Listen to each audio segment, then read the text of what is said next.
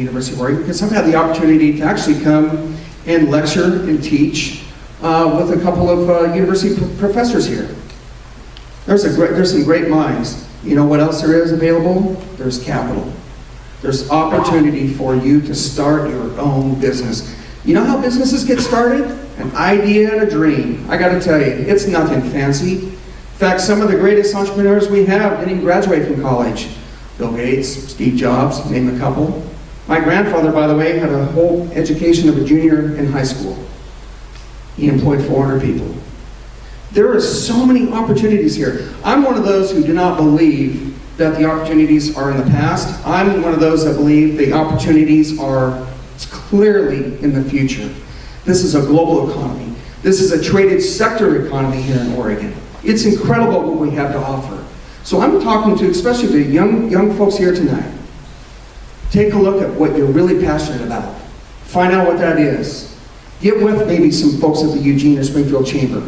Talk about how can I develop a business plan? Or right here at the University of LCC, talk about what I can contribute and produce to the economy so that I can be creating jobs. But there's going to be plenty of jobs out there for you. I think the light is coming. It's not, the tunnel is not at the end. It's starting to show bright and bright. In fact, I just talked to 2 companies in the last 2 weeks.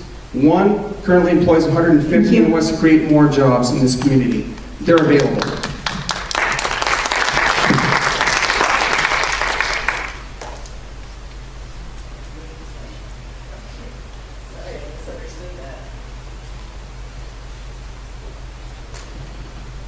Would you repeat the question? I got a little lost in that. Sure. There's a vacuum of good jobs in this area, and large employers are moving major departments out of Linn County. What would you do on the short term and the long term to help generate solid opportunities for student jobs, recent graduates' careers, and working middle-class families here in Linn County? Oh, okay. Well, one of the things is, some of the things are already happening. And I mentioned RAIN, which is the Regional Accelerator and Innovation Network, which is partnering with University of Oregon, Oregon State, and other local companies to encourage tech development in this area, in this region. There is some funding coming from the state government to help make that happen. Springfield and Eugene are involved in that process as well. Another great thing that's happening right now in the area is Shire. If any of you have heard of that, Silicon Shire. Anyone heard of that before? A few people? Okay. This is one of those innovative, successful ideas where people who are already involved in the tech business are encouraging other people to be involved. There's a little map that shows some of the companies that are already involved in technology. And what happens is that success breeds success. So it's kind of like they're getting together to encourage. One of the things that they're asking for is transportation. We have a lot of people who, my son happens to work for Epic, which is a tech company, and he flies back east many times, and better airline transportation, one of the things that we could do to help support our technology economy in this area. Other things that we need to do, any of those startup kind of companies need to have some help in making a success of it. So I really appreciate that we have classes at LCC that support small businesses.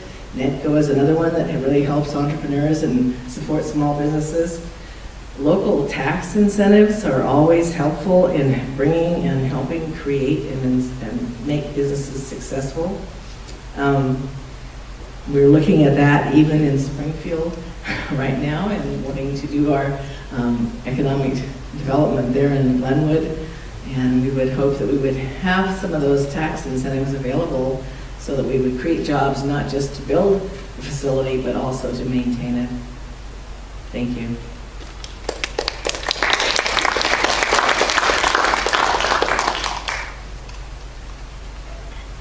She's right about what she said. It's Silicon Shire, and there's like 50 different little tech businesses up in the upstairs parts of downtown, like around Broadway and those areas. And most people don't even know about it. The Register Guard showed the whole thing and listed every one of them. half of those right now are hiring, especially for coders. They're looking for people, and especially women. So, and I know most college students, a lot of people are into IT, so there may be some jobs just up over the place you went dancing at the night before. Also, healthcare. There's always healthcare going on. All of us boomers are heading up there to old age at some point. And they've got the new state hospital up in Junction City. The cruise ship place in Springfield. Tourism, I'm really hoping that goes bigger. And there's all kind of things with that as far as maybe leading different outdoor adventures. So, yeah, and maybe clean manufacturing. I know somebody who's got his own recycling business, has had it for years. Look at the breweries. They just featured the guy who started the brewery. He was a U of O student. So there's all kind of things. You just got to get on it. Thanks.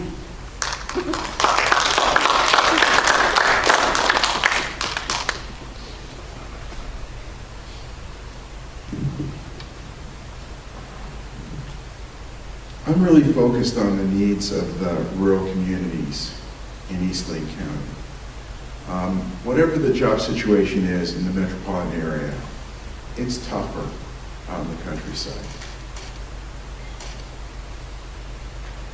When you live out in the country, you face built-in economic disadvantages of it being the costs of time and distance from all the economic opportunities, all the diversity, all the flexibility, all the low prices. From an employer's point of view, all the available employees, you face these inherent disadvantages when you're in a rural area. Rural communities are declining all over the United States, all over the western United States. Just since this election campaign has started, Crestwell and Pleasant Hill in East Lake County have lost their supermarkets on their way to being food deserts. In our own county, the way to buck those trends, the way to be smart, the way to move forward, the way to build rural prosperity in Lane County is to take those problems and make advantages of them, working with our inherent advantages, which is the incredible beauty and natural splendor of our rural areas. Why do people live out there where it's tougher? Because they love it. I love it. I talk to voters every day, talk to thousands of voters at their doorstep. Whatever your party, whatever your ideology or your walk of life, people in rural Lane County are there because they love it. And we can share that with other people. That's called tourism. We can do things that you can do in the countryside, like grow specialty crops. These are the cornerstones of building a balanced rural economy with local small businesses working from the ground up. Now, what does it not include? It doesn't include giving additional tax exemptions like the commissioners did in August to an out-of-state corporation like Weyerhaeuser. It doesn't include what they're considering now, giving $6 million to pay construction loans on a private hotel and convention center in Glenwood. What are we, made out of money? We're going to help the big investors. We have to buck the trend of inequality of wealth and income nationwide to build prosperity in Lane County.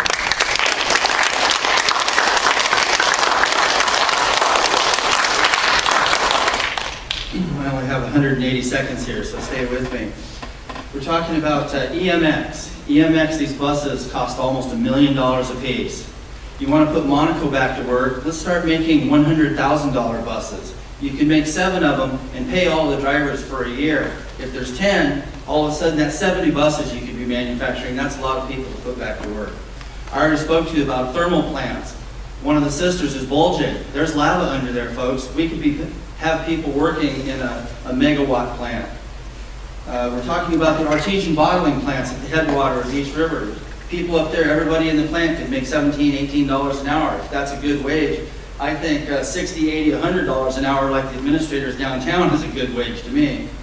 Okay, we're talking about a brick factory. If we mine all the silt from behind our dams before they turn into waterfalls, and we have to spend $200 million to replace them, let's get the silt out of there. It's anaerobically dead, so we turn it into bricks. Now we've got people working in brick factories.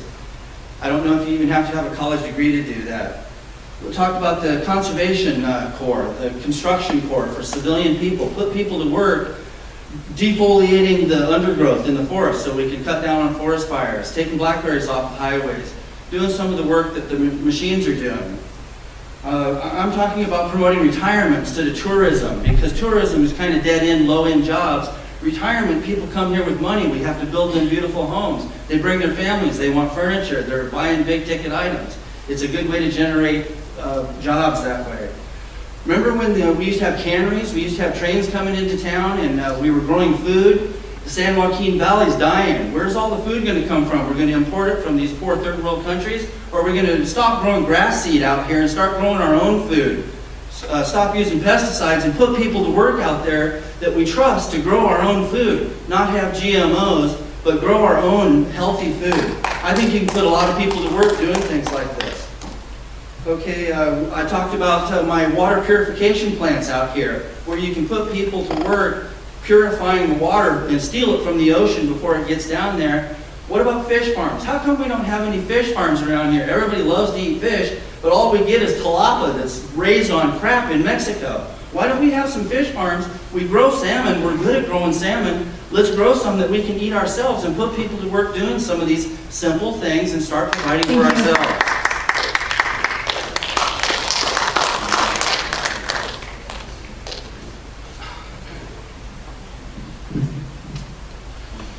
Well, one of the most important things to stop companies from leaving the area is to find out why they're leaving. And one of the major reasons is that in many cases they don't have the ability to expand and meet their needs here locally. That was evident with Glory Bee Honey. Glory Bee Honey wanted to expand. They had a growing market. Guess what they had to do to expand in this area? They had to buy a piece of property nearly 3 times the size, because it was the only one available that would meet their needs, of what their company needed for growth. It was 3 times bigger, so they had to expend more money. Then they had to come up with a business plan to build a cluster park so that they could pay off or make it a business feasible. And so really the key is what do we need to do to help the businesses here locally? One of the things is that Johnson Crusher in the next 3 years wants to double the size of their manufacturing facility from 125 jobs to 250. They want to double the facility plant size from 125,000 square feet to an additional 125,000 square feet. There is no place that meets their needs in Lane County. Case in point, that's why Goshen is a key component. If Goshen can if we can remove the land use restriction of building size, then Johnson Crusher could potentially relocate in Goshen from the CV Loop area. And those jobs are 55,000 plus benefits. They're very good wage paying jobs. The other component is that in touring the Loki lab here at the University of Oregon, it was evident about the technology that leaves Eugene. How can we get that technology to be further developed, marketed, and sold here locally? And that's by meeting their needs. On the regional solutions team that was put together by the governor, I happen to be an advisor to that. I planted the seed to that group that we need to find a way, with Dr. Ospey to find, and also Oregon State's technology group, how can we keep that here? So we're working on financing. Financing is key. The Board of Commissioners have put together a revolving loan fund for small businesses. We're looking at helping businesses locate through the land use process. The key is finding out what they need and working hard to see if we can meet their needs within our ability.